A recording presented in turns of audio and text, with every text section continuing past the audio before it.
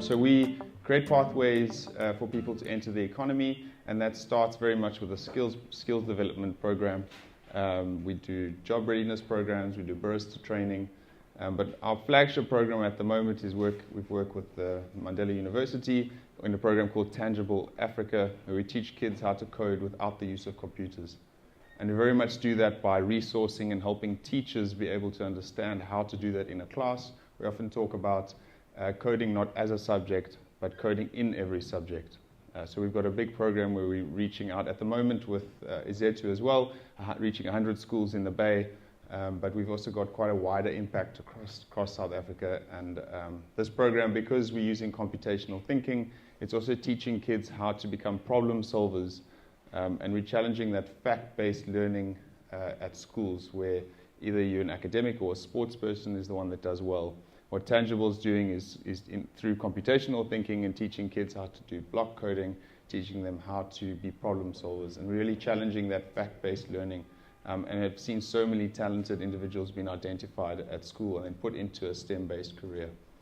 So it's a little bit about what we do.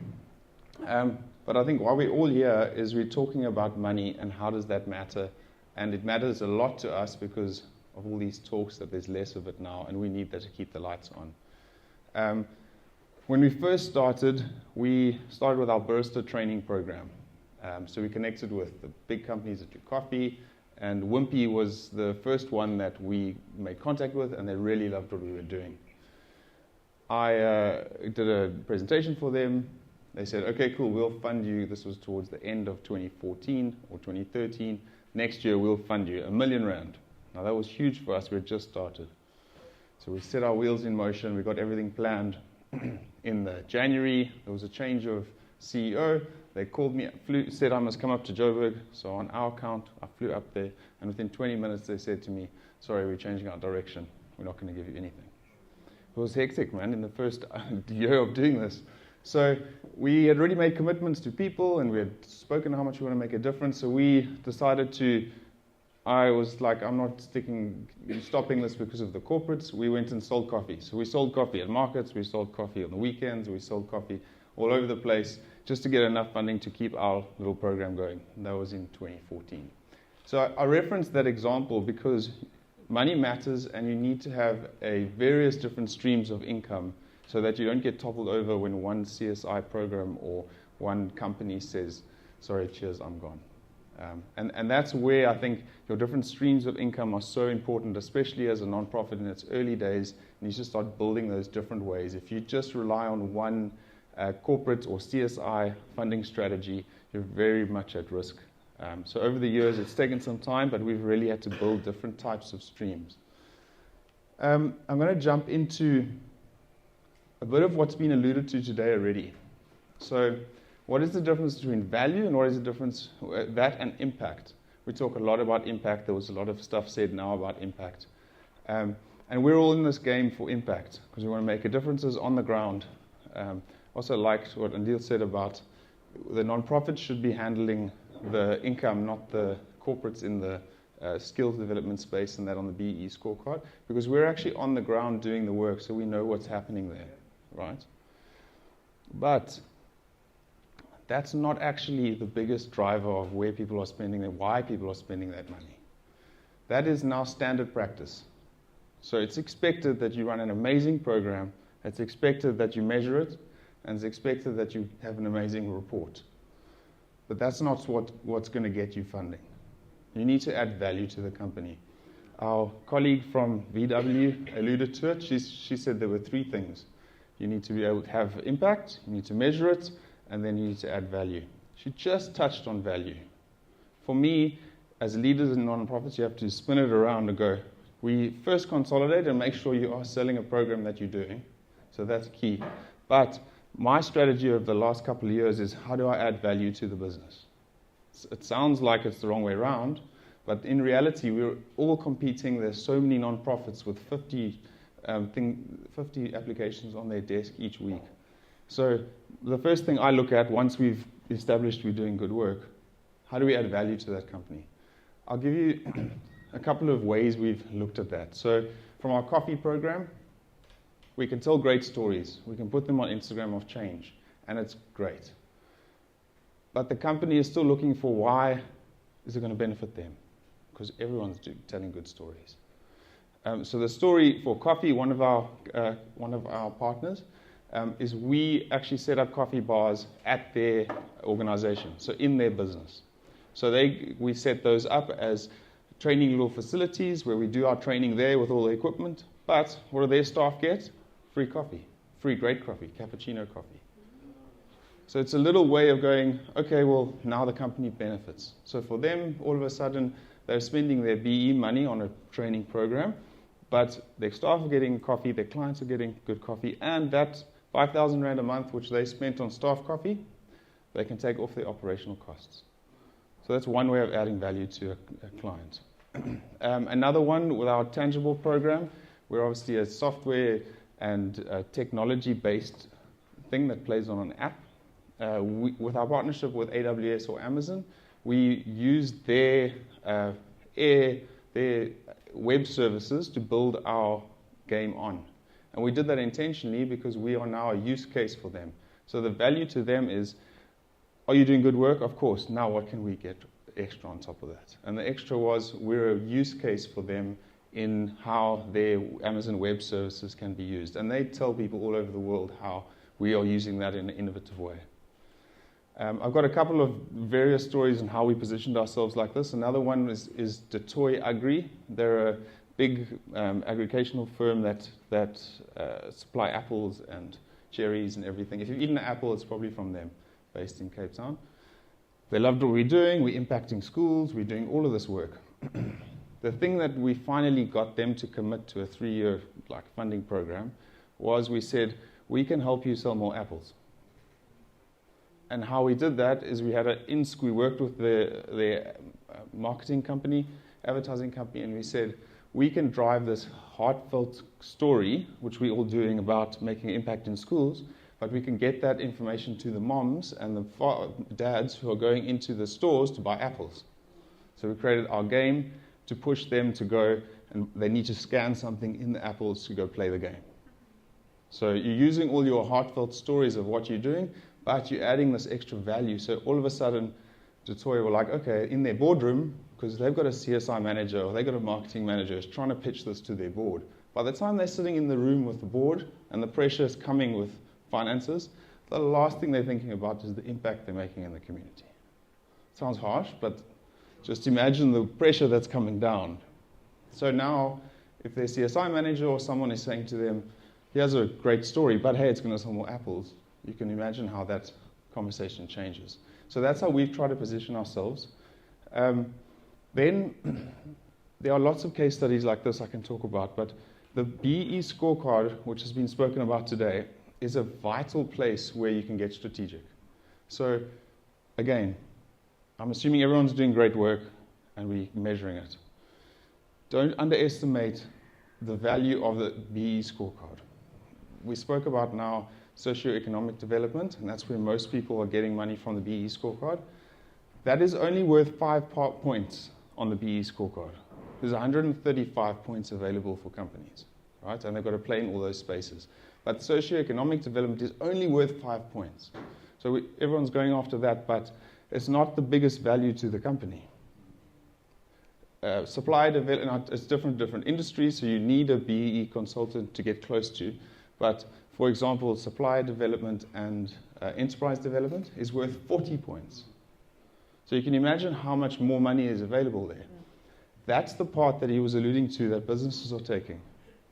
So there's learnerships and all these things running that are intercepting that money from people on the ground. Why? Because we're not thinking like business people.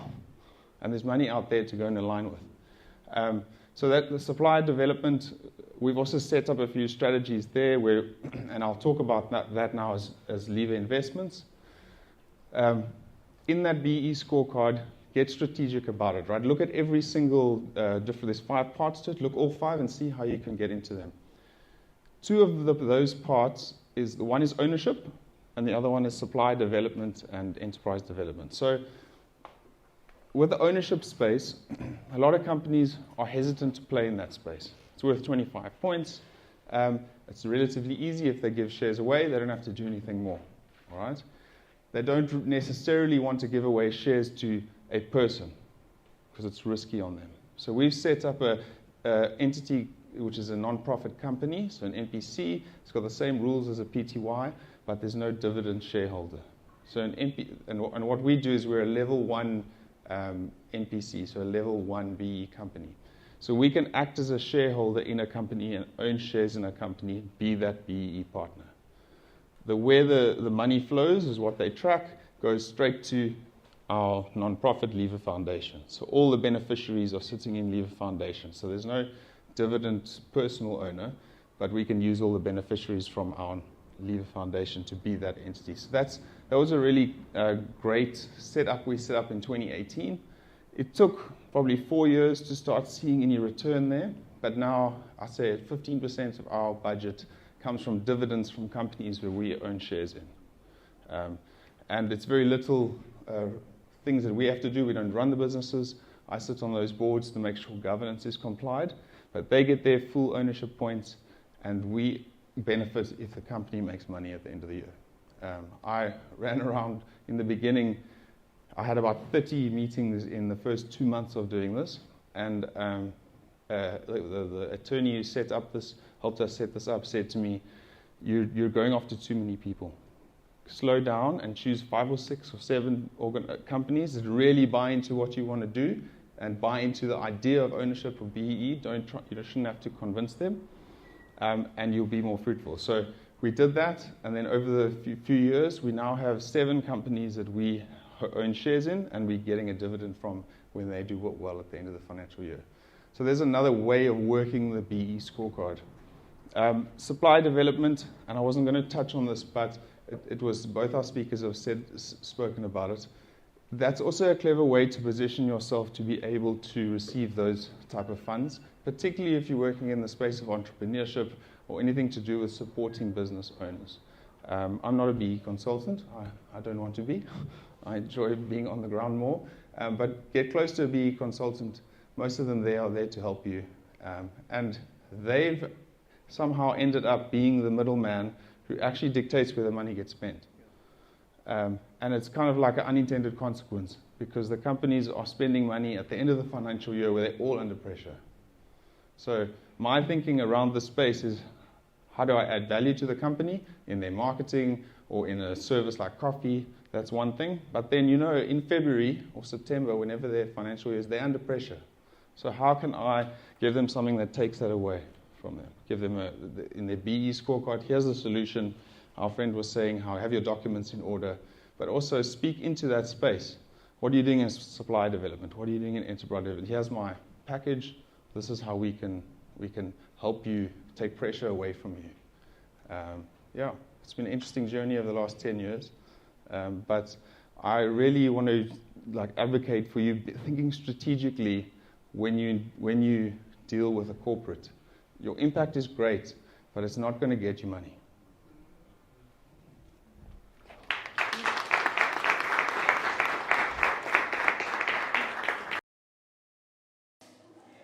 I like your style, by the way. You look very nice. Kichu man type of vibes. Cool. That's very nice, right? Okay, just a few questions. Why is the non-profit sector in South Africa essential for driving development, in your view? Yeah, I think it's huge, man. I think we're the people on the ground that know what's happening and really connected to the people. So I think it's such an important step to make sure that there's a voice on the ground that's being heard, and then you can actually turn that into an implementable program that creates impact. Yeah, that's amazing. Funding, how do non-profits become more fundable and more innovative in how they diversify their funding pool? Sure. So we speak about impact, and nonprofits speak a lot about impact and measuring impact. and all that type of thing, which is great, but that's not what gets you funding. What gets you funding is when you make value and you create value to the sponsor. And that's in various different ways. So I think sometimes nonprofits get confused with the idea that if I tell them how much impact I'm making, I'm going to receive more income. Good point. But nonprofits are competing with so many different proposals and so many different nonprofits in that space that corporates are receiving 100 proposals at a time that all have amazing value. And Difference between value and impact? All have amazing impact. And all the nonprofits have got this impact in their proposals. So a corporate has got lots of options when it comes to seeing great impact. What they're going to really align with is where does it add value to their company. Got you. What's the difference between value and impact? Impact is the difference you're making on the ground. So all those good stories, we talk about marketing, telling the stories, get to the heart. That's expected. But that's not what's going to make a nonprofit look different in front of a corporate. Because that's now they expect. The value is what value does the company gain by investing into that. So do they get branding? Can you help them with sales? Can you help them with a customer experience? Can you help them with a volunteer journey? So we do some stuff in employee engagement. So positioning your impact around, we can bring your staff and your employees along the journey so that they feel connected. I think that's the difference between impact and then value. The impact used to be the thing that got you money because you could tell a great story. Now you have to do that anyway. That's standard practice. But the value comes in. The boardroom is looking for how is this benefiting my company? I have to spend this money, and I wanted to make an impact. But what value is it? They want something extra now. Got you. Last question. How can nonprofits drive more real change and impact? What must they do? I think distinguish between whether it is a hyper-localized impact project or a scalable project. Sometimes those two get merged. So are you taking in an approach where you're trying to make a huge impact to a small group of people in a localized area, and that's a certain strategy? Or are you trying to make a large-scale impact across the country, which takes a different strategy and a different focus? I like that. I wish we had more time. Thank you for speaking to us. Cool, man. Thanks a lot. Thanks for the